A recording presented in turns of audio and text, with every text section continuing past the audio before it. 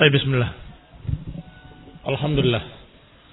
Wassalatu wassalamu ala Rasulillah wa ala alihi wa ashabihi wa mawalah. Amma ba'd. Haditsul hadi wa thalathun. Hadis yang ke-31. An Abdullah ibn Umar anna Umar ibn Khattab radhiyallahu ta'ala anhu qala ya Rasulullah ayarqudu ahaduna wa huwa junub. Qala na'am idza tawadda'a ahadukum falyarqud. Hadis dari Abdullah bin Umar bahwa Umar bin Khattab radhiyallahu taala anhu berkata, "Ya Rasulullah, apakah tidur salah seorang kami dalam keadaan junub?" Maknanya apakah boleh tidur salah seorang kami dalam keadaan masih junub? Qala na'am. Nabi menjawab, "Iya." Kalau dia sudah berwudu, kalau salah seorang kalian sudah berwudu, maka tidurlah. Silahkan tidur. Al-ma'na al-ijmali, kana al-hadath min al-janabah indahum kabiran. Bahwasanya hadas karena sebab junub di sisi para sahabat adalah perkara besar. Dianggap sebagai perkara besar. Sehingga Abu Hurairah enggak berani ketemu Nabi karena junub. Sekarang Umar nanya, apakah boleh tidur dalam keadaan masih kotor, masih junub? Ini bayangan mereka, junub itu adalah perkara hadas yang sangat besar. Lidza ashkala alaihim. Oleh karena itu mereka merasa sulit. Hal yajuzun naum ba'dahu aw la? Apakah boleh tidur dalam keadaan junub atau tidak boleh? Fasala Umar ibn al-Khattab radhiyallahu taala anhu an-nabiyya. Maka Umar pun bertanya kepada Nabi sallallahu alaihi wa ala alihi wasallam, "In asabat ahadahum al-janabatu," kalau menimpa seseorang dari mereka janabah, "min awwalil lail," di awal malam. Di awal malam artinya di ujung awal setelah Isya. "Fahal yarqud wa huwa junub?" Apakah boleh tidur dalam keadaan dia junub? Khawatir mereka tidur dalam keadaan hadas. Khawatir mereka tidur dalam keadaan memiliki hadas yang mereka anggap besar. Apalagi mereka juga berpikir orang tidur kadang-kadang tidak bangun lagi. Ini barakallahu fikum yang mereka khawatirkan. Maka Nabi pun menjawab, fa'adina lahum sallallahu alaihi wa ala alihi wasallam bidzalik. Maka Nabi pun mengizinkan dan berkata, ala an yukhaffifu hadzal hadas al-akbar bil wudu'i syar'i. Tetapi dengan syarat yukhaffif, meringankan. Meringankan hadas yang besar tadi dengan apa? Bil wudu'. Yukhaffif hadzal hadas al-akbar bil wudu'i syar'i. Meringankan hadas besar tadi dengan paling tidak berwudu. Di antara hikmahnya berwudu adalah menghilangkan ainnya atau perkara-perkara yang kotor yang ada di anggota wudunya. Wa hina idzin la ba'sa minan naumi ma'al janabah. Maka ketika itu tidak mengapa untuk tidur dalam keadaan dia masih junub walaupun belum mandi. Bahkan ada tambahan. Diriwayatkan Nabi SAW di bulan Ramadan dalam keadaan sudah datang fajar, Nabi belum mandi, masih junub. Dan itu tidak membatalkan puasa. Artinya ketika dia junub di malam harinya sampai adzan subuh, kemudian setelah adzan subuh baru mandi, itu pun tidak mengapa. Tidak membatalkan puasa hari itu. Barakallahu fikum. Karena yang membatalkan puasa adalah keluarnya mani. Sedangkan keluar maninya adalah di malam hari. Adapun pagi hari dia belum mandi ketika sudah dikumandangkan azan, itu terjadi pada Nabi sallallahu alaihi wasallam dan itu tidak membatalkan puasanya. Ma yukhad minal hadis, apa yang diambil dari hadis? Jawaz naumil junub. Yang pertama tentunya yang berkaitan dengan bab tentang masalah junub, bolehnya tidur seorang yang masih junub. Ijlis. qabla al-ghusli, sebelum mandi. Idza tawadda'a, dengan syarat berwudu. Ini pun sebagian para ulama mengatakan tidak wajib, tapi dianjurkan untuk meringankannya dengan wudu. Mengapa demikian? Para ulama menyatakan tidak wajib, padahal dalam hadis ini seakan-akan harus. Iya, boleh kalau sudah berwudu. Seakan-akan syaratnya harus berwudu. Karena ada riwayat Rasulullah SAW pernah tidur dalam keadaan belum tersentuh air. Artinya belum wudu, belum mandi. Tetapi tentunya yang afdal adalah yang diajarkan di sini, atau dikatakan jawaz naumil junub qabla al-ghusli idza tawadda'a. Bolehnya tidur dalam keadaan junub kalau sudah berwudu. Yang kedua, annal kamala an la yanamal junub hatta yaghtasil. Bahwa yang sempurna, hendaklah seseorang tidak tidur kecuali dalam keadaan sudah mandi, sudah membersihkan dirinya dari hadas akbar dengan mandi janabah. Li'anna al-iktifa bil wudu'i rukhsatun. Karena mengkhususkan dengan wudu saja sebelum tidur, ini adalah keringanan, bukan hukum asal. Hukum asalnya dianjurkan, diperintahkan, bahkan berupayalah sebisa-bisanya tidur dalam keadaan suci. Sehingga ketika Rasulullah SAW kalau ternyata tidak bangun kembali dalam keadaan dia sudah bersih. Karena disebutkan dalam zikir ketika tidur pun, Bismillahumma amutu wa ahya. Artinya, dengan nama Allah, aku mati dan aku bangun. Atau aku tidur dan aku bangun. Mengingatkan kita harus siap kalau ternyata tidak bangun kembali. Harus siap ketika tidak bangun kembali. Artinya wafat. Sehingga barakallahu fikum al-kamal an la yanamul junub hatta yaghtasil. Yang sempurna, janganlah seorang mandi janganlah seorang tidur dalam keadaan junub hingga dia mandi. Yang ketiga, masyru'iyatul wudu'i qabla an-naum minal junubi. Disyariatkannya wudu. Masyru'iyah. Bahasa masyru'iyah mencakup anjuran dan wujub. Disyariatkan itu bisa disyariatkan dengan wajib, bisa disyariatkan dengan mustahab. Masyru'iyatul wudu'i qabla an-naum minal junub. Dan biasanya beliau rahimahullah menyebutkan masyru'iyah agar dibiarkan dalam keadaan tidak dipastikan apakah itu wajib atau tidak wajib, agar kalian berupaya untuk berwudu. Itu disyariatkan, gitu saja, titik. Masyru'iyatul wudu, disyariatkannya berwudu sebelum tidur bagi orang yang junub. Idza lam yaghtasil, kalau dia belum mandi. Yang keempat, karahiyatu naumil junub bila ghuslin wala wudu.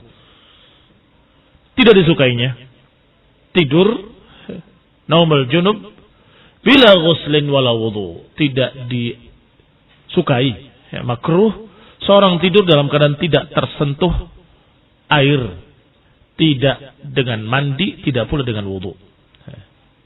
6. Yang dikatakan makruh atau karahiyah. Kalau saja wudu tadi wajib, maka tidur dalam keadaan belum tersentuh air haram, kan begitu. Tapi tidak. Beliau menyatakan makruh, tidak disukai. Hadis tsani wa salasun. Hadis yang ke-32. An Ummi Salamah زوج النبي صلى الله عليه وعلى آله وسلم قالت جاءت أم سليم امرأة أبي طلحة إلى رسول الله صلى الله عليه وعلى آله وسلم فقالت يا رسول الله إن الله لا يستحيي من الحق إن الله لا يستحيي من الحق هل على المرأة من غسل إذا هي احتلمت فقال رسول الله صلى الله عليه وسلم نعم idza ra'atil ma. Iya, idza ra'atil ma. Dari Ummu Salamah, istri Nabi SAW, dia berkata, datang Ummu Sulaim. Ummu Sulaim adalah istrinya Abu Talha. Datang kepada Rasulullah SAW, kemudian berkata, ya Rasulullah, sesungguhnya Allah tidak malu dari kebenaran. Hal alal mar'ati min ghuslin. idahiyah taramat, ya Rasulullah, apakah bagi wanita pun harus mandi kalau dia ihtilam? Ihtilam adalah mimpi yang sampai mengeluarkan mani, atau istilah kalian mimpi basah. Aku tidak malu karena Allah tidak malu dalam masalah kebenaran.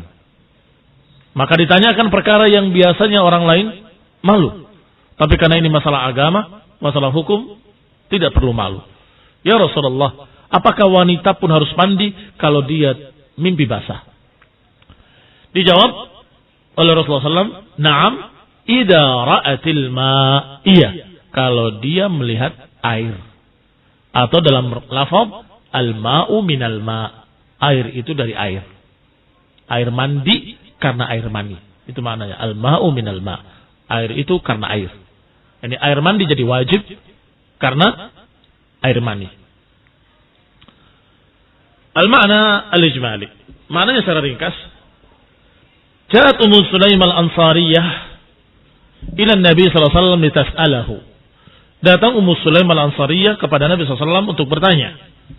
Walamma kana su'aluha mimma yata'allaq bil furuj, dan karena pertanyaannya berkaitan dengan urusan kemaluan, wa hiya mimma yustahya min dzikrih, dan karena biasanya apa-apa yang malu untuk disebut, perkara yang biasanya malu untuk dibicarakan, adatan, secara kebiasaan. Secara kebiasaan malu untuk bertanya masalah seperti itu. Karena itu, qaddamat baina yaday su'aliha, maka beliau radhiyallahu taala anha, Ummu Sulaim al-Ansariyah, qaddamat, memberikan muqaddimah, baina yaday su'aliha, di depan pertanyaannya, liilqa'i su'aliha hatta yakhiffa mawqi'ahu. Dia kasih muqaddimah sebelum melemparkan pertanyaannya agar meringankan mawqi'ahu ala sami'in, meringankan mawqi'nya bagi para pendengar agar tidak terlalu malu. Maka dikasih muqaddimah. Apa muqaddimahnya? Faqalat, kata Ummu Sulaim, innallaha jalla wa ala wa huwal hayyu la yamtani' min dzikril haqq. Allah Subhanahu wa taala, yang Allah memiliki sifat malu, tidak terhalang untuk menyebutkan kebenaran. Tidak terhalang untuk menyebutkan kebenaran. Alladzi yastahya min dzikrihi min ajli haya, yang kadang-kadang malu untuk disebutkan karena perkara itu misalnya membuat malu secara umum. Tetapi Allah kalau untuk menyebutkan kebenaran, Allah tidak malu. Innallaha la yastahyi an yadriba mathalan ma ba'udatan fama fawqaha. Allah tidak malu untuk berikan permisalan seekor lalat atau yang di atasnya. Ini menunjukkan bahwa perkara yang hak Allah tidak malu. Allah Subhanahu wa taala la yastahyi minal haq. Sebagai muqaddimah dari pertanyaan beliau. Artinya kalau beliau bertanya dengan sesuatu yang kadang-kadang orang malu menyebutnya, beliau menyatakan ini kebenaran, ini hak, maka aku tidak malu, aku tanyakan. Madama dzikruhu faidah, madama fi dzikrihi faidah. Selama dalam penyebutan perkara itu ada faedah, kenapa harus malu? Kalau dalam menyebutkan perkara itu ada faedah. Falamma zakarat Ummu Sulaim hadhil muqaddimah, ketika Ummu Sulaim sudah menyebutkan muqaddimah ini, bahwa Allah tidak malu menyebutkan kebenaran, allati latafat biha su'alaha, yang beliau menjadikan pertanyaannya jadi lembut, tidak terdengar kasar, karena ada muqaddimahnya. Sesungguhnya Allah tidak malu untuk menyebutkan kebenaran. Ya Rasulullah, apakah ada mandi bagi wanita yang mimpi basah? Ini adab seorang sahabiyah yang mulia. Dakhalat fi samimil mawdu'. Maka setelah itu beliau masuk ke inti permasalahan. Samimil mawdu' adalah inti permasalahan. Faqalat, Maka berkatalah Ummu Sulaim, hal 'alal mar'ati ghuslun idza hiya takhayyalat fil manam annaha tujami'. Kalau atas wanita, apakah atas wanita ada mandi, yakni wajib mandi jika dia terkhayalkan dalam mimpinya bahwa dia jima. Kalau terkhayalkan dalam mimpinya dia jima, bagaimana? Apakah mandi? Faqala Nabi SAW, na'am, 'alaihal ghuslu, iya, atasnya wajib mandi idza ra'at nuzulu ma'i syahwah. Kalau terlihat padanya ada air syahwat, maksudnya air mani. Baik, disebutkan di sini dalam syarah ijmal ini, takhayyalat fil manami annaha tujami'. Terkhayalkan dalam mimpinya kalau dia sedang jima. Namanya mimpi, kadang-kadang mimpi jima tapi belum keluar mani, kadang-kadang keluar mani. Maka Nabi menyatakan bukan pada mimpinya, tapi pada maninya. Naam, idza ra'atil ma. Iya, kalau keluar mani. Kalau tidak keluar mani tidak. Baik, kalau keluar mani. Bagaimana kalau mimpinya bukan mimpi jima? Tetap dia mandi. Kalau ini kan dikatakan takhayyalat fil manami annaha tujami'. Terkhayal dalam mimpinya, terbayang kalau dia sedang jima. Tapi sekarang mimpinya bukan jima. Mimpinya diajak terbang ke langit sampai tinggi, sampai kemudian keluar maninya. Merasa ada sesuatu di dadanya, merasa napasnya sesak, sampai kemudian keluar mani. Dan itu pernah terjadi, dan bahkan banyak terjadi pada laki-laki, nggak tahu kalau perempuan, yang belum nikah. Dia nggak ngerti. Bahkan dia bertanya kepada saya bahwa dia diganggu jin katanya. Maka saya bangun dalam keadaan sudah basah. Itu adalah sesuatu yang berlebih. Mandi. Jadi dia terkhayalkan dengan sesuatu yang, karena dia tidak tahu. Masih sangat polos, tidak tahu tentang masalah-masalah yang seperti itu dengan wanita. Maka dia mimpinya yang aneh-aneh. Barakallahu fikum. Ada pula bahkan yang tidak mimpi. Ketika kedinginan, tiba-tiba dia menggigil dan kemudian keluar mani, maka dia juga harus mandi. Apa dalilnya? Dalilnya yang tadi, idza ra'atil ma, kalau lihat air. Idza ra'atil ma, atau bahkan yang lebih jelas, al ma'u minal ma, bahwasanya air itu karena air. Mandi itu adalah karena air mani. Dan sudah disampaikan kemarin, penyebab mandi ada dua, yaitu iltiqa'u sakinain, iltiqa'u al-khitanain, bertemunya dua khitan, atau keluarnya mani. Yang dijuluki apa? Ilaj. Bertemunya dua khitan disebut ilaj.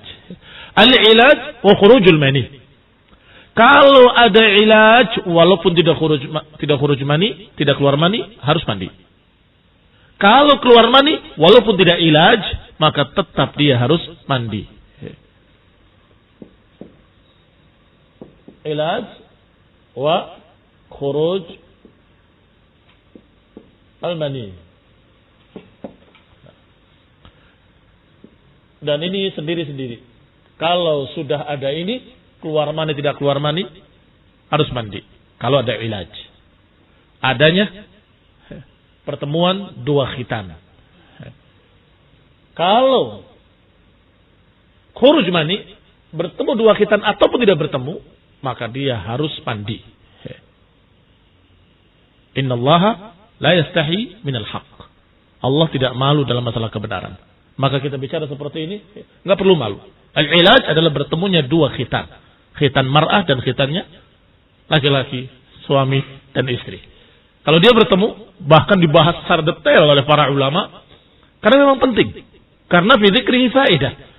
Sebatas mana, apakah menyentuh saja sudah harus mandi? Atau harus tenggelam? Dikatakan oleh mereka, yang menyebabkan mandi dari kata ilaj adalah tenggelamnya al-khasyafah. Tenggelamnya al-khasyafah. Al-khasyafah adalah kepala zakar. Ini barakallahu fikum dibahas oleh mereka dengan tidak malu, karena mereka menyatakan seperti apa yang dikatakan oleh Ummu Salamah. Innallaha la yastahi minal haq. Sesungguhnya Allah tidak malu tentang kebenaran. Baik, kembali kepada kitab. Ma yukhad minal hadis. Kalau begitu apa yang kita ambil dari hadis ini? Istafadna min hadzal hadis fawaid. Al-awwal al-ula anna al-mar'ata 'alayha al-ghuslu hina tahtalim. Bahwa perempuan ternyata sama dengan laki-laki. Ummu Salamah bertanya karena pernah mendengar tentang laki-laki. Kalau mimpi basah, mandi. Apakah perempuan juga sama? Kalau dia mimpi, kalau dia ihtalamat, dijawab iya. Idza ra'atil ma, kalau melihat air. Innal mar'ah 'alaiha al-ghuslu hina tahtalim. Berarti wanita sama dengan laki-laki, wajib mandi kalau dia ihtilam. Apa syaratnya? Kalau ihtilam mimpi jima saja, tidak wajib mandi. Illa idza anzalat wara'atil ma, kalau dia inzal. Untuk diringkas daripada mengatakan khurujul mani, asal kita tulis inzal. Ini lebih ringkas. Al-ilaj wal inzal. Baik. Idza nazalat wara'atil ma, kalau dia anzalat artinya keluar mani, wara'atil ma, maka dia mandi. Dan sudah pernah dibahas perbedaannya antara mani, madi dengan wadi dan sebagainya. Bahwa mani keluarnya dengan perasaan nikmat dan biasanya memancar bagi laki-laki, dan kemudian dalam keadaan dia warnanya putih seperti susu atau sejenis itu, lezij, tayyib, sedangkan perempuan encer kuning. Dan itu disebutkan dalam hadis. Barakallahu fikum. Idza ra'atil ma, kalau tanpa terasa, tidak ada perasaan ini perasaan itu, tiba-tiba mengalir dan sedikit menetes bening. Bagi laki-laki biasanya itu adalah medi, bukan mani. Baik. Yang kedua, annal mar'ata tunzil kama yunzilur rajul.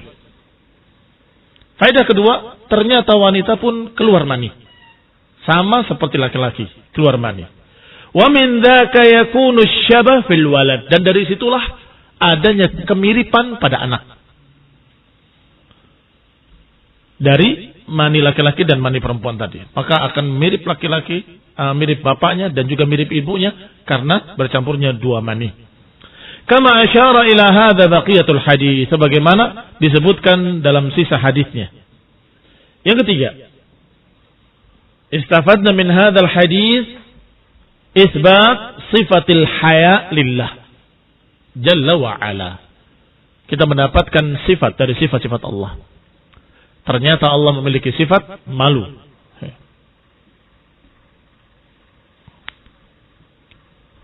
Hayyun, memiliki sifat malu. Isbatan yaliqu bi jalalih, tentunya penetapan yang khusus bagi Allah dan tidak sama dengan makhluknya. Khusus sesuai dengan kemuliaan Allah Subhanahu wa taala. Tidak sama dengan sifat malu pada makhluk. Ala annahu la yamtani' ta'ala min qaulil haqqi li ajli al-haya. Hanya saja sifat malu bagi Allah Subhanahu wa taala tidak menghalangi Allah untuk menyatakan kebenaran. Dan tidak malu bagi Allah untuk menyatakan permisalan-permisalan walaupun seekor nyamuk atau seekor lalat. Innallaha la yastahi an yadriba mathalan ma ba'udatan fama fawqaha. Qala Ibnu Al-Qayyim fil Bada'i', berkata Ibnu Al-Qayyim dalam Bada'i', ay Bada'i'ul Fawaid, kitab beliau.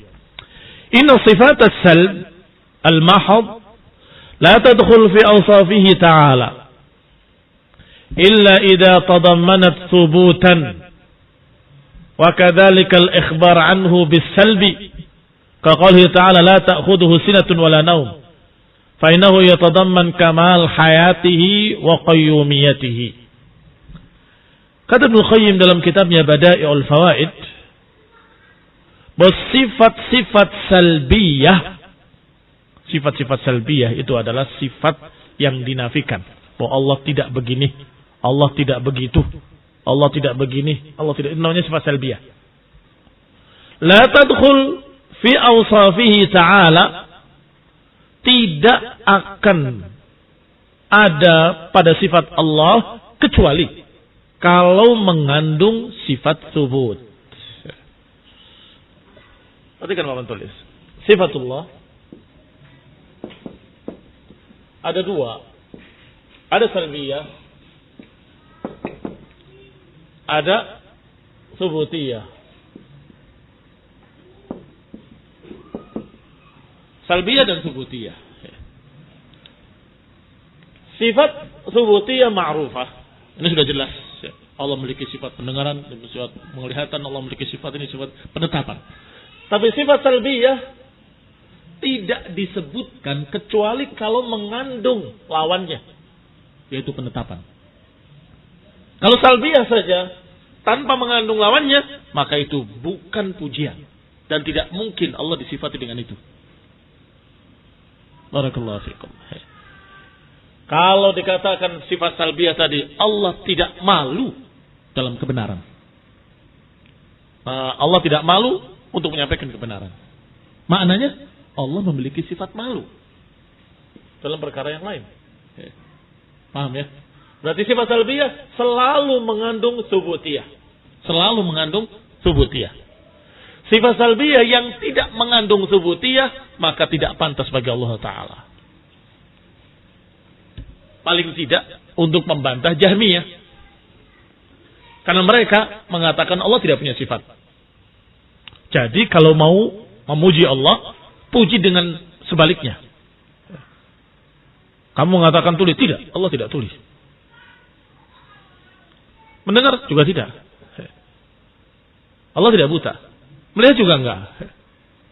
Ini sifat salbiyah tapi tidak mengandung subutiyah, maka ini sama sekali tidak bisa diterima bagi Allah dan itu bukan pujian.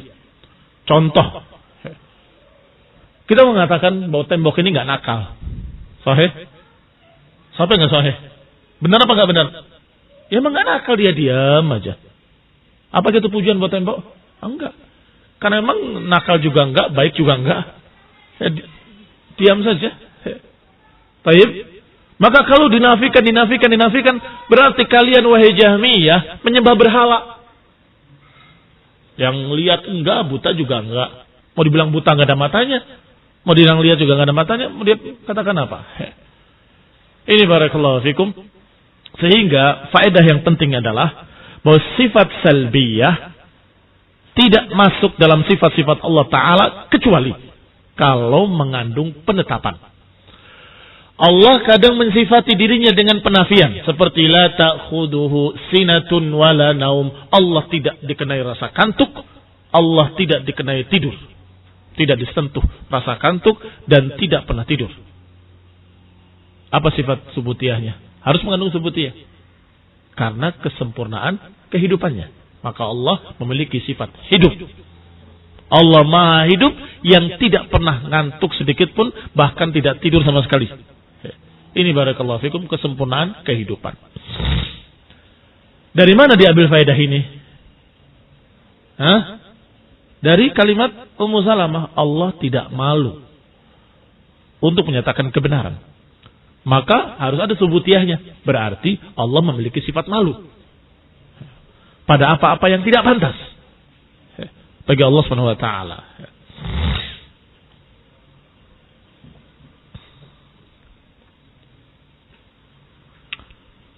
Yang keempat, annal haya'a la yanbaghi an yamna' min ta'allum al-'ilm. Yang keempat faedah yang kita ambil bahwa malu atau rasa malu tidak sepantasnya menghalangi seseorang untuk mencari ilmu. Rasa malu tidak sepantasnya untuk menghalangi seseorang dari mencari ilmu. Hatta fil masail allati yustahya minha. Bahkan pada masalah-masalah yang mungkin secara keumuman malu disebut-sebut. Tapi kalau untuk cari ilmu Tidak mengapa. Tanyakan, enggak usah malu. Itsnani la yata'allaman, kata para ulama. Dua golongan yang tidak bisa belajar. Itsnani la yata'allaman.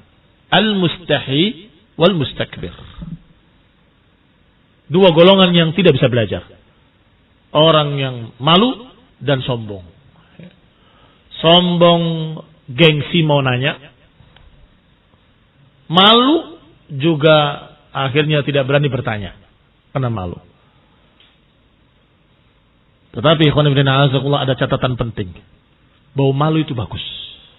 Malu itu bagus. Tetapi jangan menghalangi cari ilmu. Jangan menghalangi seseorang untuk bertanya. Tanya kalau memang tidak paham. Jangan malu. Walaupun hukumnya atau malu itu sifat yang baik. Sifat yang bagus. Allah memiliki sifat malu. Dan sifat malunya Allah tidak sama dengan sifat makhluk. Dan Rasulullah SAW pemalu. Bahkan dikatakan seperti perawan pingitan malunya.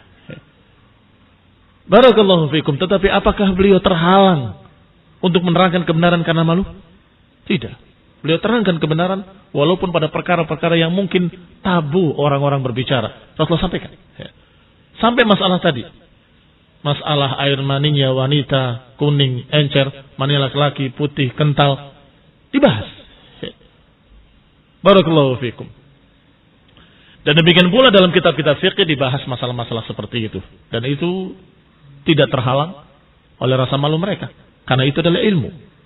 Al-haya, rasa malu, itu sebagian dari iman. Rasa malu adalah sebagian dari iman. Bahkan merupakan salah satu cabang dari cabang-cabang keimanan. Keimanan memiliki sekian puluh cabang. Yang paling tingginya la ilaha illallah. Yang paling rendahnya imatatul adza 'anil tariq. Dan malu termasuk salah satu cabang dari cabang-cabang keimanan. Yang kelima, anna minal adab wa husnul mukhatabah. Termasuk adab dan termasuk bagusnya cara berbicara. Hendaklah yuqaddim amamal kalam alladhi yustahya minhu muqaddimatan tunasibul maqam.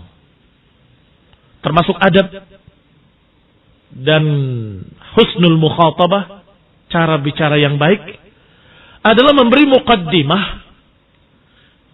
di depan ucapan-ucapan yang mungkin akan tabu, yang mungkin malu atau didengar atau tidak biasa dibicarakan, maka hendaklah kasih muqaddimah. Ya. Biasanya kalau dalam bahasa Indonesia apa? Ini maaf ya, kasih maaf dulu di awalnya. Ini sebutkan namanya, kalimat yang mungkin mereka akan tabu mendengarnya. Kasih muqaddimah. Ini saya mohon maaf sebelumnya, kita akan sebutkan namanya. Atau ini karena masalah hak perlu disampaikan, maka tidak mengapa saya sebutkan namanya. Ada muqaddimah agar tidak terlalu tabu didengar di telinga masyarakat. Hati-hati, kalian akan jadi dai. Kalau kalian mengucapkan ceplas-ceplos dengan saya nanya, orang-orang akan enggan mendengarkan. Aduh, risih saya kalau mendengarkan Ustaz Fulan ini. Kata-katanya jorok. Kenapa? Karena nggak dikasih muqaddimah. Kasih muqaddimah. Dan kita ambil dari contoh teladan yang baik dari para sahabat. Seperti Ummu Salamah yang menyatakan innallaha la yastahi minal haq. Sesungguhnya Allah tidak malu untuk menyatakan kebenaran. Ya Rasulullah, apakah perempuan juga ada mandi kalau dia mimpi basah? Ada muqaddimahnya. Dan ini adab yang baik. Al-adab wa husnul mukhatabah an yuqaddim amamal kalam alladhi yustahya minhu muqaddimatan. Tentunya muqaddimatan yang tunasibul kalam, tunasibul maqam. Muqaddimah yang mencocoki maqamnya. Likulli maqamin maqal. Likulli maqamin maqal. Di setiap maqam ada ucapan yang pas. Kamu berbicara kepada siapa? Yang dihadapinya siapa? Umur berapa? Itu juga harus kita perhatikan. Likulli maqamin maqal. Setiap maqam ada ucapan yang pas. Maka kalau anak-anak yang nggak perlu didetailkan, kita katakan saja seperti apa yang mereka pahami. Umi dan Abi punya anak, selesai. Ibu dan bapak dan ibu kawin, udah selesai. Itu pun kalau terpaksa membahas masalah yang seperti itu. Baik. Kalau yang dewasa diperlukan rinciannya, rincikan. Dan kepada yang sudah menikah beda lagi. Akan lebih rinci lagi. Nah, ini adalah likulli maqamin maqal. Dan kasih muqaddimah. Kasih muqaddimah. Tamhidan lil kalam liyakhifa waq'uhu. Untuk apa? Sebagai tamhid. Sebagai pijakan. Sebagai landasan ucapan. Liyakhifa, agar semakin ringan. Tidak terlalu menohok. Wali'alla yunsab sahibuhu ilal jafa. Agar tidak dinisbatkan orangnya kepada jafa. Jafa itu kasar. Omongannya kotor. Jorok. Nah, na'udzubillah. Sekarang ini justru mereka menganggap itu yang menarik. Sehingga banyak dai-dai yang melawak. Kemudian ucapannya jorok. Dianggap itu lucu. Wallah. Jangankan kita ahli sunnah. Orang-orang awam saja menceritakan dai itu jelek sekali. Ucapannya jelek, kotor. Saya memang gak suka katanya. Orang awam bilang begitu. Maka hati-hati. Hati-hati. La yunsab sahibuhu ilal jafa. Jangan sampai sepembicara dituduh kasar, kotor omongannya. Kasih muqaddimah. Ini adalah perkara yang tabu memang. Tapi terpaksa saya sampaikan karena ini adalah hak. Allah tidak malu untuk menyampaikan kebenaran. Dan Rasulullah SAW pun tidak malu untuk menyampaikan kebenaran. Maka saya terpaksa saya sampaikan pada kalian. Begini. Kasih muqaddimah sehingga menjadi ringan. Tidak terlalu kaku. Dan ini mohon maaf. Kita sebutkan perkara-perkara yang tidak pantas disebutkan sebagai faedah. Kalau saja tidak ada faedah kita nggak akan membicarakan masalah yang seperti itu. Baik, barakallahu fikum. Ada pertanyaan? Hal hunaka su'alun yutrah? Nah, tafadhal. Soal? Mafhum? Jazakumullah khair. Assalamualaikum.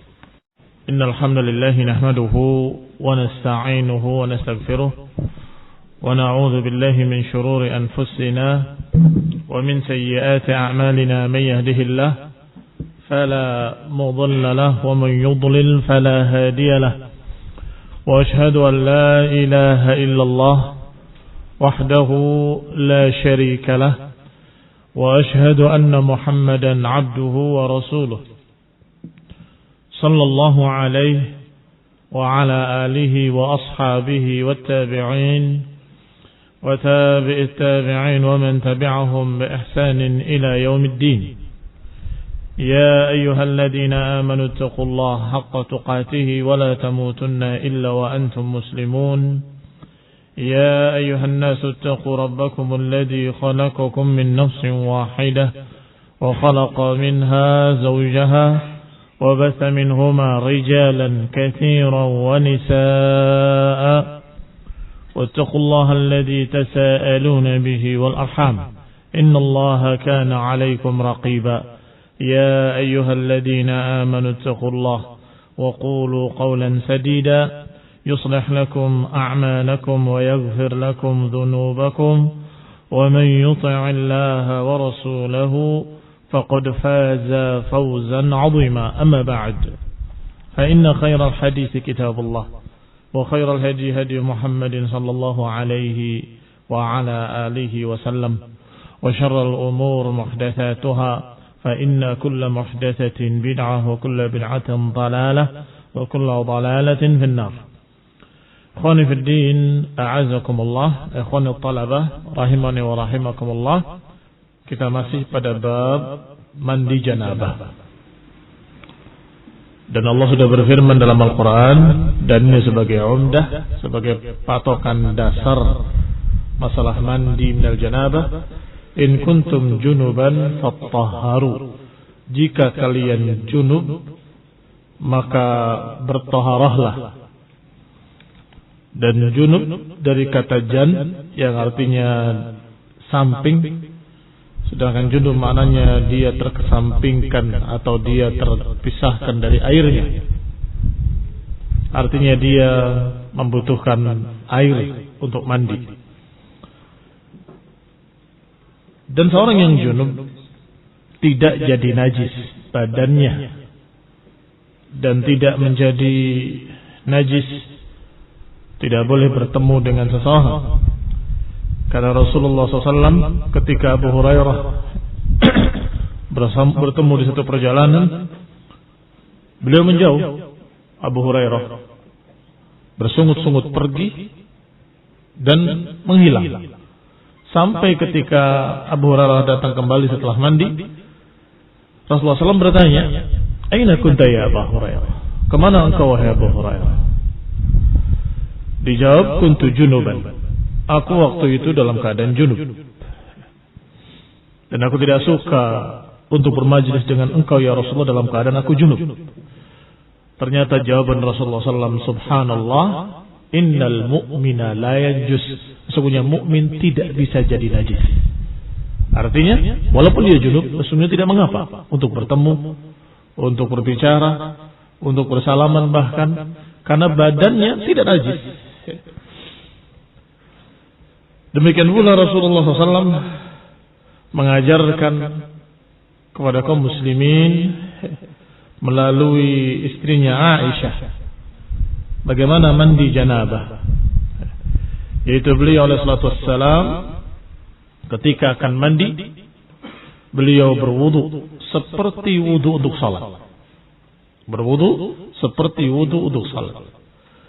Kemudian beliau menyela-nyela rambutnya agar airnya masuk sampai ke kulit kepala. Hatta idza dhanna annahu qad arwa basharatahu, sampai ketika sudah terasa air di kulit kepala, baru dia siramkan ke seluruh tubuhnya 3 marrat, 3 kali. Kemudian mencuci seluruh badannya. Dan dalam hadis yang lain ada tambahan, ketika akan keluar dari tempat mandinya, mencuci kedua kakinya.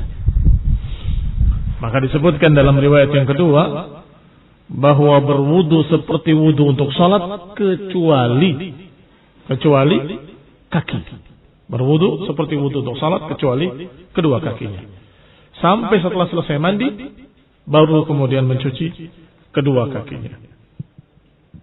Baik, pertanyaannya, apakah seorang yang junub di malam hari boleh dia tidur dalam keadaan belum bersuci?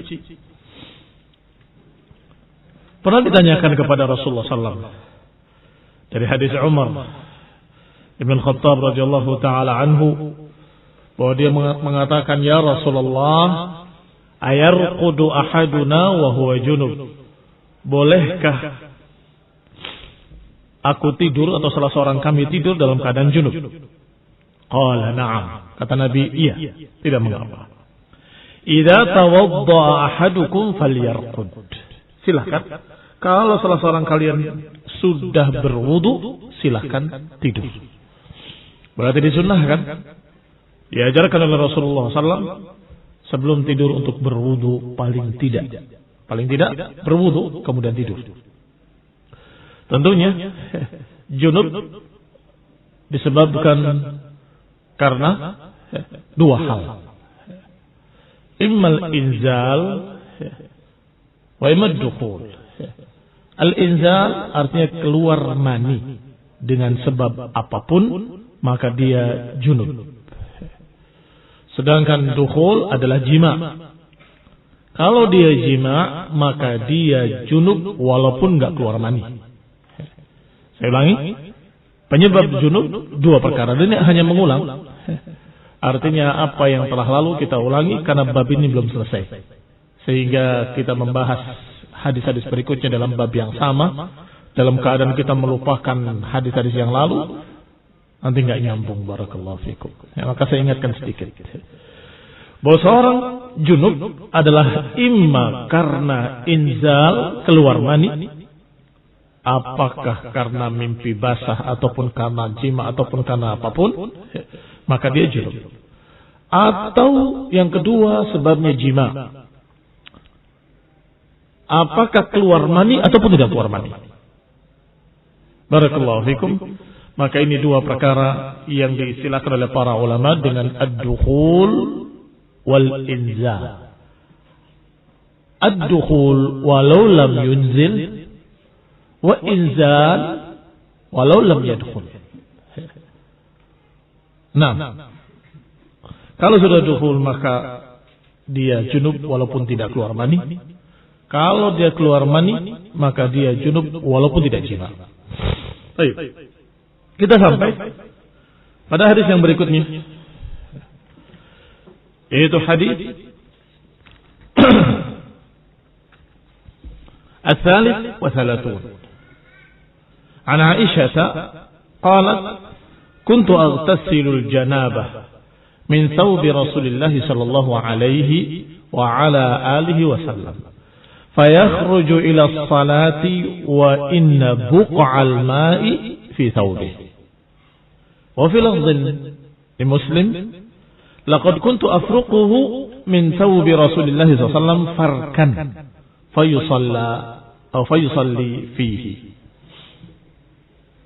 Dari Aisyah radhiyallahu taala anha, dia berkata, aku mandi janabah, aku mencuci bekas janabah min thawbi Rasulillah, dari baju Rasulullah SAW.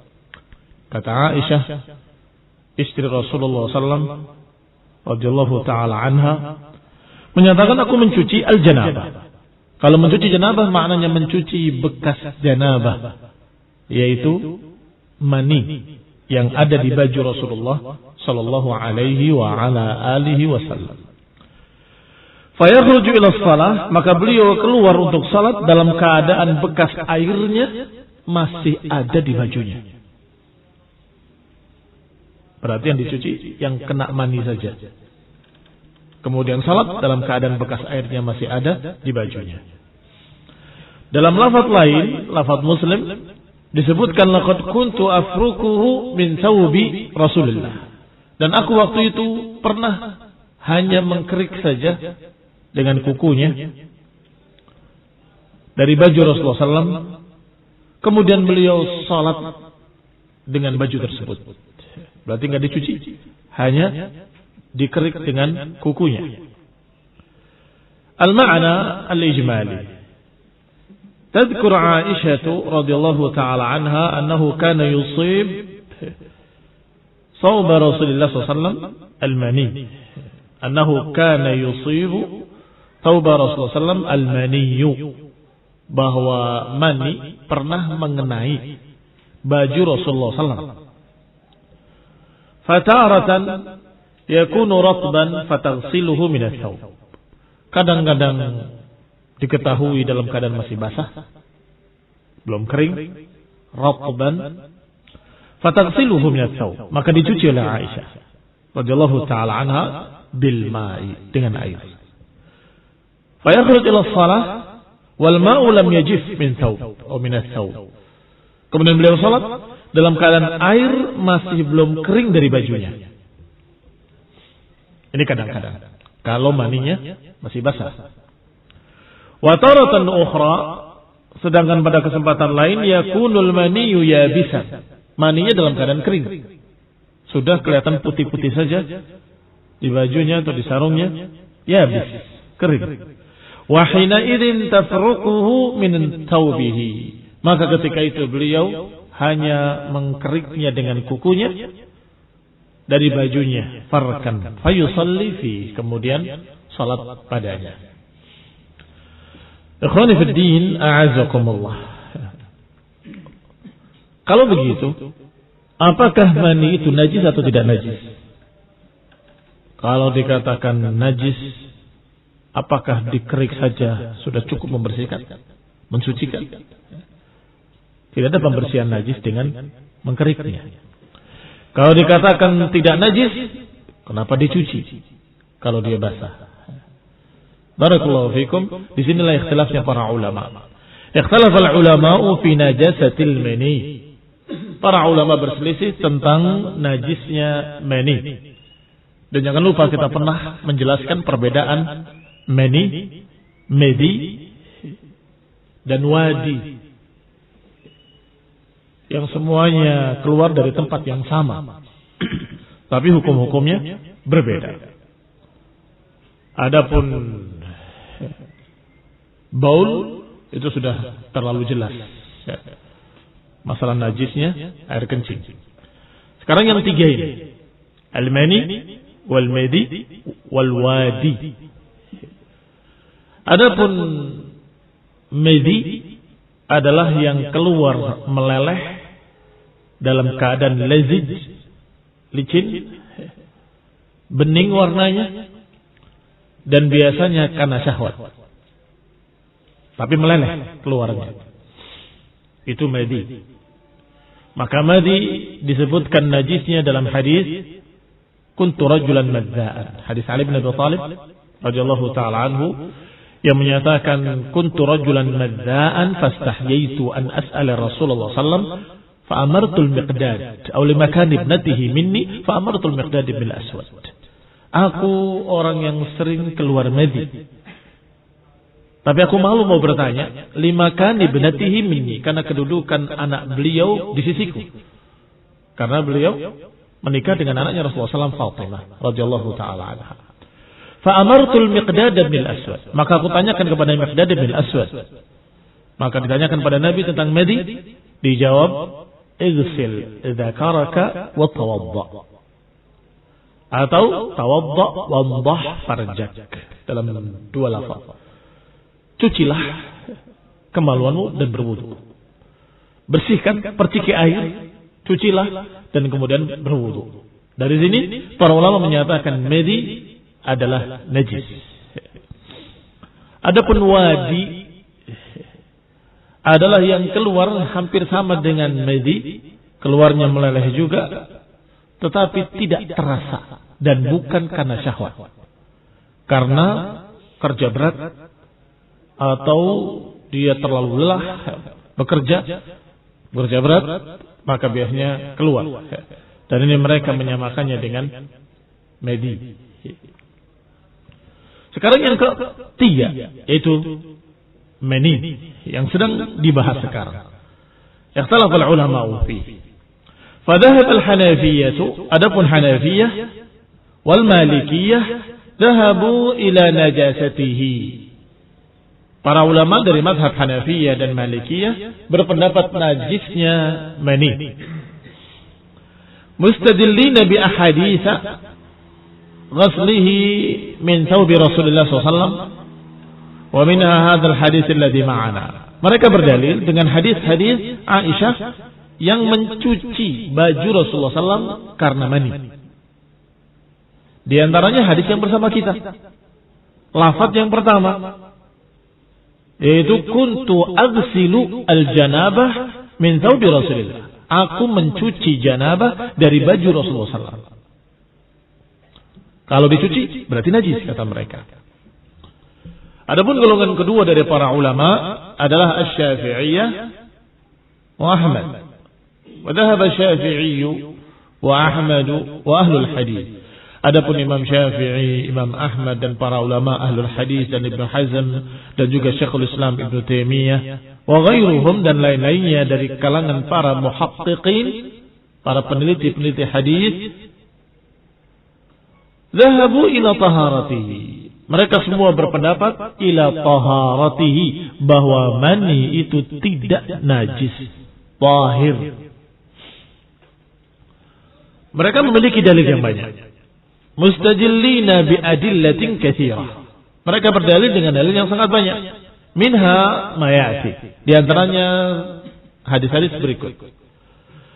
Pertama, sihhatu ahadits farqi Aisyah al-mani. Pertama, sahihnya hadis Aisyah hanya mengkerik bekas mani Rasulullah SAW dari bajunya.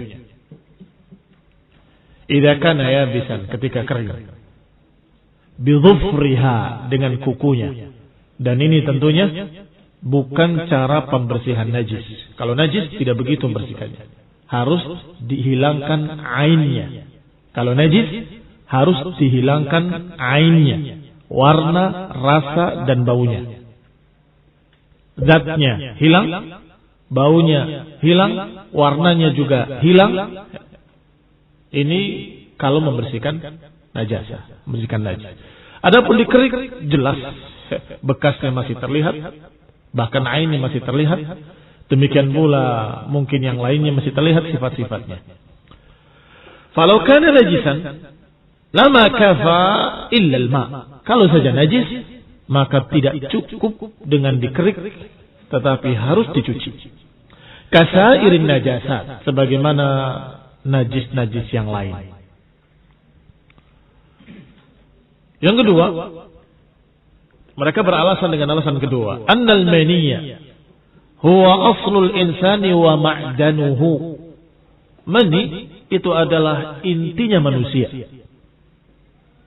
bahkan ma'danuhu.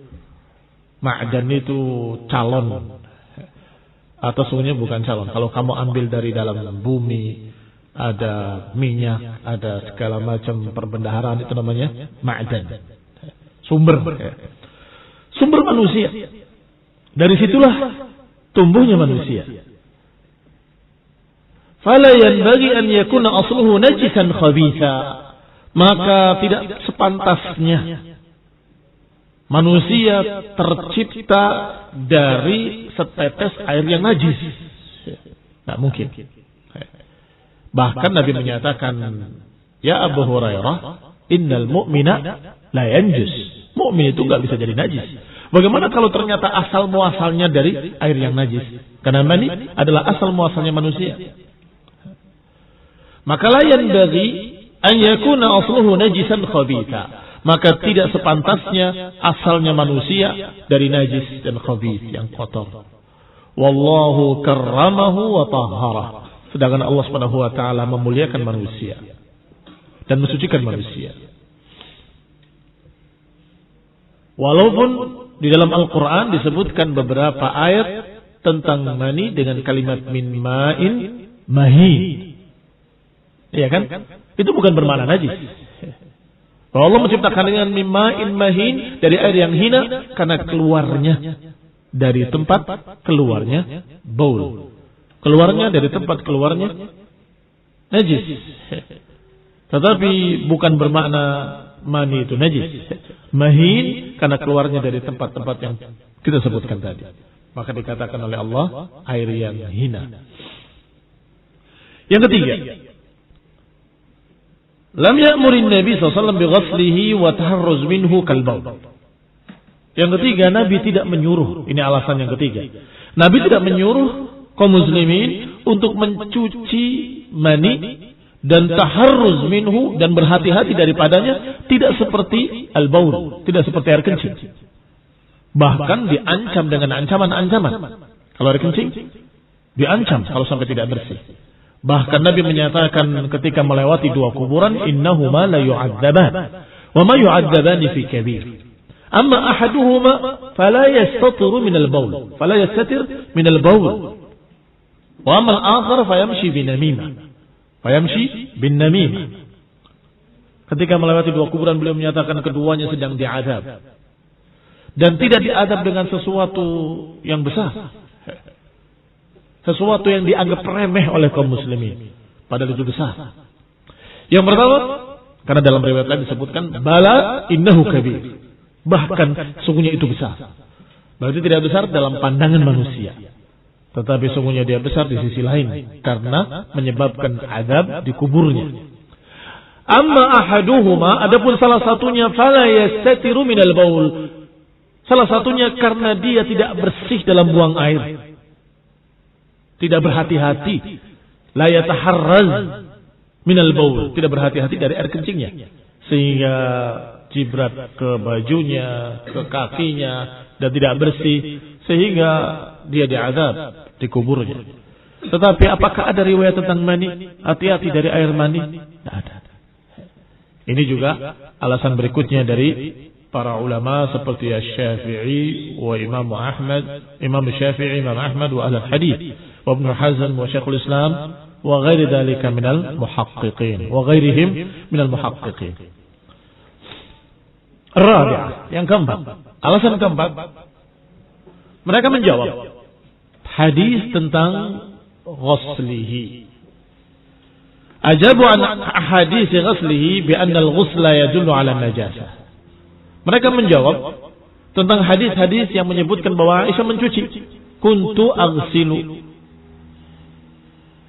al-janabata min thawbi Rasulillah, bahwa itu tidak menunjukkan najisnya. Kama anna ghasl al-mukhat wa nahwuhu la yadullu ala najasatihi. Sebagaimana seseorang mencuci bajunya dari mukhat. Mukhat, lendir yang keluar dari hidung. Dicuci enggak kalau kena baju? Ya, cicilah dicuci. Apakah kena najis? Tidak. Demikian pula mani yang masih basah, ketika terlihat oleh Aisyah ada mani di situ, tentunya dicuci, bukan karena najis. Berarti dicuci oleh Aisyah tidak mesti menunjukkan kalau itu najis. Karena mukhat, lendir yang keluar dari hidung ketika mengenai pakaian juga dicuci. Wan nadhafah minan najasati wal mustaqdarat. Karena masalah mencuci itu adalah membersihkan sesuatu yang kotor. Dan membersihkan sesuatu yang kotor ada dua macam. Ada yang kotor karena najis, ada yang kotor tapi tidak najis. Dan dua-duanya dicuci. Kalau bajumu kena tanah, belepotan, cuci apa enggak dicuci? Dicuci. Apakah karena itu najis? Tidak. Tanah tidak najis. Artinya, kalau dicuci, tidak mesti kalau itu karena najis. Semua yang kotor otomatis manusia tidak suka melihatnya, mereka akan mencucinya. Tapi belum tentu kalau itu najis. Qala, bahwa sesuatu yang dikatakan kotor, najis ataupun tidak najis, dibersihkan, dicuci. Dan itu syar'i. Itu adalah nadhafah syar'iyyah. Nadhafah syar'iyyah. Kebersihan yang dianjurkan secara syariat. Matlubatun syar'an. Memang diperintah secara syariat. Sehingga jangan menganggap enggak najis, enggak apa-apa. Kemudian kalian melemparkan berbagai macam kotoran di masjid. Itu kan enggak najis, enggak apa-apa. Sobekan kertas, bungkus permen, kemudian apa lagi? Tanah, pasir. Kaki kalian kotor, kena lumpur, masuk tanpa digosokkan dengan keset. Padahal semua itu barakallahu fikum sunnah untuk dibersihkan. Sunnah untuk dibersihkan. Bahkan sholat pakai sendal pun sunnah dan disunnahkan untuk digosokkan di luar sebelum masuk. Dikesetkan di luar sebelum masuk. Sehingga kebersihan diajarkan secara syar'i dalam Quran wa Sunnah, dalam syariat Islam. Walhamdulillahirabbil alamin. Fa kaifa la yuqirru ghusluhu sallallahu alaihi wasallam?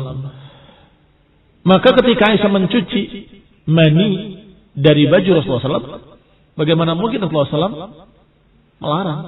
Tidak mungkin akan melarang, ya. Bersihkan saja, tidak apa-apa, walaupun tidak najis. Kaifa la yuqirru ghusluhu? Bagaimana Nabi tidak setuju dicucinya mani oleh Aisyah? Karena kebersihan itu matlubatun syar'an. Karena kebersihan itu diperintah, dianjurkan secara syariat. Mayukhad min al-hadis. Kalau begitu, apa yang diambil dari hadis ini? Min al-fawaid. Istafadna min hadha al-hadis fawaid. Minha taharatul mani. Faedah pertama, bahwa mani tidak najis, tahir, suci. Karena pendapat yang kedua dari para ulama rajih, terlihat rajhanuhu, sangat tampak rajihnya dari alasan-alasan tadi. Wa adamu wujubi ghaslihi min al-badani was-thiyabi wa ghairihima wa ghayriha. Dan tidak wajib untuk dicuci dari badan, tidak wajib dicuci dari pakaian dan lain-lain. Karena dia tidak najis. Tidak wajib bukan berarti tidak dianjurkan. Karena disunnahkan untuk membersihkan segala macam kotoran-kotoran walaupun tidak najis. Maka disebutkan nomor 2, istafadna min hadzal hadits aidan istihbab izalatuhu 'anil thawb. Istihbabu izalatihi 'anil thawb. Dianjurkannya untuk membersihkan dari pakaian. Apakah dengan dikerik ataupun dengan dicuci. Wal badan, dan juga dari badan. yaghsiluhu ratban wa yufarraq yabisan. Dicuci kalau masih basah, dikerik kalau sudah kering.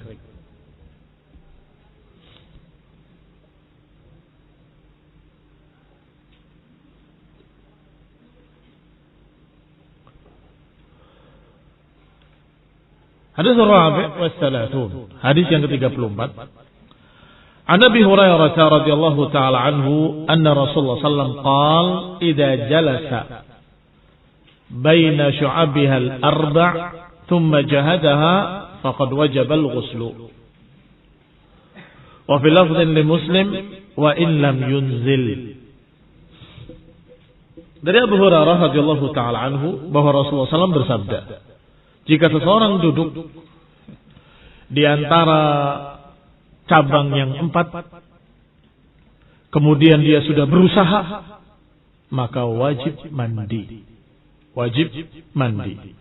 Wa fil lafdhi li Muslim wa in lam yunzil. Dalam lafaz Muslim dikatakan walaupun tidak inzal. Apa tadi inzal? Keluar mani. Walaupun tidak keluar mani. Baik. Maka kalian tahu sekarang 2 hadis yang menerangkan 2 sebab. 2 sebab mandi. Apa tadi 2 sebab mandi? Pertama, al-inzal. Kedua, ad-dukhul. Al-inzal, apa dalilnya? Masih ingat? Al-ma'u minal ma'. Al-ma'u minal ma'. Ketika seorang wanita datang kepada Rasulullah SAW, ya Rasulullah, seorang tidak malu bertanya sebagaimana Allah pun tidak malu. Artinya Allah Subhanahu wa taala disebutkan dalam Al-Qur'an, innallaha la yastahyi an yadriba mathalan ma ba'udatan fama fawqaha. Innallaha la yastahyi minal haqq. Allah tidak malu tentang kebenaran. Maka aku pun tidak malu tentang kebenaran. Apakah wanita juga harus mandi kalau dia ihtilam? Ihtilam itu mimpi basah. Tidak malu dia mengatakan seperti itu karena ini hak. Ini penting sebagai ilmu. Apakah wanita juga harus mandi? Idza hiya ihtalamat, kalau dia ihtilam, mandi, mimpi basah. Maka dijawab oleh Nabi dengan 2 kalimat yang sangat mudah dihafal. Al-ma'u minal ma'. Bahwa air adalah dari air. Air mandi disebabkan karena air mani. Maka kalau tidak keluar air mani, tidak wajib mandi. Itu satu sisi. Maka ini yang kita bahas tadi, al-inzal. Keluar mani, mandi. Keluar air, harus kena air. Al-ma'u minal ma'. Yang kedua, dukhul dari mana? Yang mengatakan dukhul itu wajib mandi walaupun tidak keluar mani. Dari hadis ini. Hadis yang sedang kita bahas. Idza jalasa baina syu'abihal arba'. Jika seseorang sudah duduk di atas cabang yang 4. Ini karena sopannya ucapan Rasulullah SAW. Artinya cabang yang 4 adalah 2 kaki dan 2 tangannya. Artinya jima. Artinya jima. Sudah duduk di antara 4 cabang istrinya. Tsumma jahadaha. Kemudian dia berupaya, wajibal ghusl, maka dia wajib mandi. Wa in lam yunzil. Gharib al-hadis, kalimat-kalimat yang asing dalam hadis ini yang perlu diterangkan adalah kalimat syu'abiha al-arba'. 4 cabang. Yuridu bidzalika yadayha wa rijlaiha. Yang dimaksud adalah kedua tangannya dan kedua kakinya. Wa huwa kinayatun 'anil jima', dan itu ungkapan yang sopan untuk menunjukkan jima'. Seorang laki-laki dalam keadaan sudah duduk di atas 4 cabang istrinya, maka dia harus mandi. Walaupun tidak keluar mani, Tsumma jahadaha. Makna jahadaha bi fathil jim wal ha, ma'nahu balagal masyaqqah bi kaddiha wa huwa kinayatun 'anil ilaj. Makna jahadaha balagal masyaqqah, sudah bersusah payah.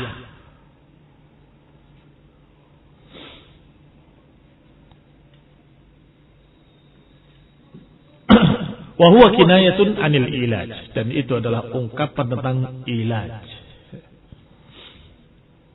Barakallahu fikum.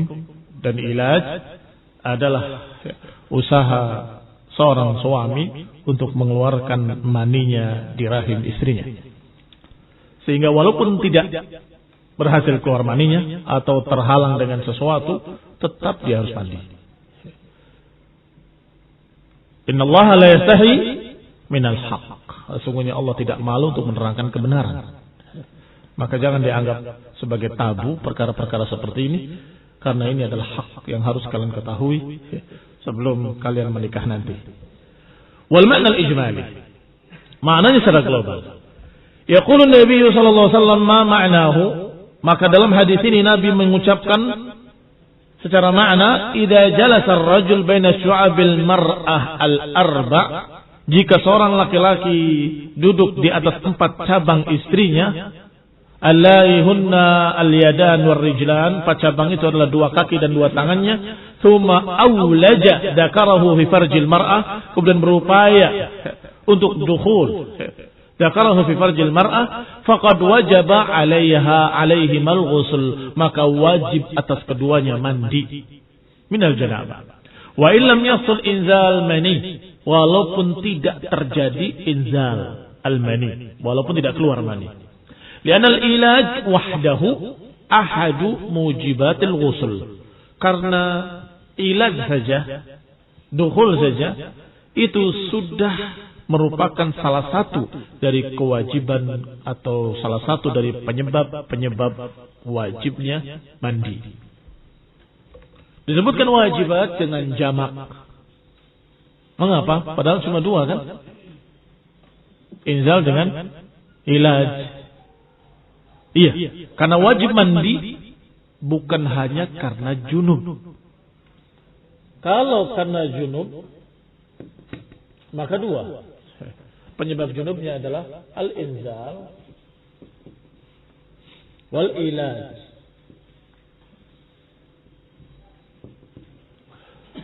Tetapi penyebab mandi al-ghusl, 1 junub, kedua haid, ketiga Jum'ah, keempat apa lagi? 3 jim, salasa jimat. Jimul awal Jum'ah, jimul thani junub, jimul thalith janazah. Siapa yang memandikan jenazah, maka disuruh mandi. Siapa yang memandikan jenazah, maka dia disunahkan untuk mandi setelah itu. Al-junub wal janabah wal janazah. Karena ini khusus perempuan, maka tidak disebutkan secara umum. Hanya bagi para wanita setelah selesai haidnya, dia juga diwajibkan untuk mandi. Baik. Kembali pada kitab. Berarti ilaj wahdahu ahadu mujibatil ghusl. Ilaj saja dirinya itu sudah merupakan salah satu perkara yang mewajibkan mandi. Ma yuqad min al-hadis, apa yang diambil dari hadis? Awalan wujubul ghusl min ilaj dzakar fil farj. Wajibnya mandi kalau sudah ada ilaj yang disebut dalam lafaz lain dalam hadis iltiqa al-khitanain, bertemunya 2 khitan. Khitan al-dzakar bagi laki-laki dan khitan al-farj bagi perempuan. Kalau sudah bertemu 2 al-khitan, maka dia wajib mandi. Wa in lam yahsul inzal, walaupun tidak terjadi inzal, keluar mani. Yang kedua, istafadna aydan min hadzal hadis yakun hadzal hadis nasikhan li hadis Abi Sa'id. Maka ini adalah memansukhkan, membatalkan hadis Abu Sa'id, al-ma'u minal ma'. Al-mafhum minhu bi tariqil hasr annahu la ghusla illa min inzalil mani. Al-ma'u minal ma', air dari air. Sepintas dipahami kalau tidak ada air mani berarti enggak mandi. Enggak ada kewajiban mandi. Al-ma'u minal ma', yang namanya air mandi itu dari air mani. Seakan-akan hanya karena air mani maka wajib air mandi. Ternyata dengan hadis ini bukan hanya karena air mani. Ada pula penyebab lain yaitu ilaj dalam hadis yang sudah kita baca. Ila huna naktafi, barakallahu fikum. Kita lanjutkan pada hadis berikutnya باذن الله تعالى في الدرس القادم.